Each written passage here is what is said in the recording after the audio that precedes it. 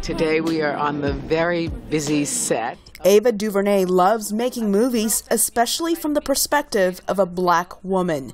She has directed 3 documentaries and 2 features, also known as narrative films, all independently produced. She says finding funding for feature films is often a challenge for women. In some cases, male-run institutions find it challenging, or male-run organizations or companies find it challenging to wrap their arms around, I'm giving all this money to a woman to make her thing.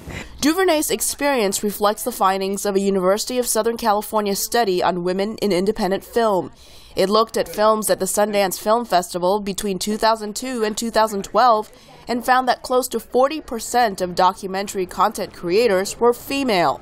But only about 25% of feature films had women in key positions. Stacey Smith co-authored the study. Females were perceived to be not as trustworthy leading a crew. They were perceived to be not as confident handling not only financial matters, but also leading the production of the set. There have been exceptions like Kathryn Bigelow, who in 2010 won Oscars for Best Director and Best Picture for her independent movie The Hurt Locker about U.S. soldiers in Iraq. I'm glad you found something that inspires you. And Zoe Kazan, who wrote Ruby Sparks, a romantic comedy released last year, and managed to get funding for it. USC surveyed about 50 mostly female industry leaders and content creators who detailed the obstacles women face. One of their chief obstacles is convincing male-dominated financiers and male-dominated decision-making of their ability to helm a project and carry it through to commercial viability.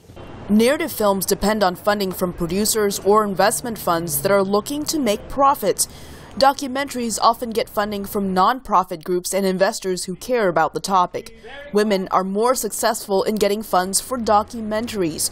To encourage women filmmakers, Carrie Putnam at the Sundance Institute says there are plans to train women in finance. Understanding the financing models, understanding how to ask for money, having the courage and the familiarity and the experience going in and teeing up funding. That's something that training can provide. The study also suggests more mentoring programs for women so more female filmmakers can reach the heights of success and the accolades of Kathryn Bigelow. Elizabeth Lee for VOA News, Los Angeles.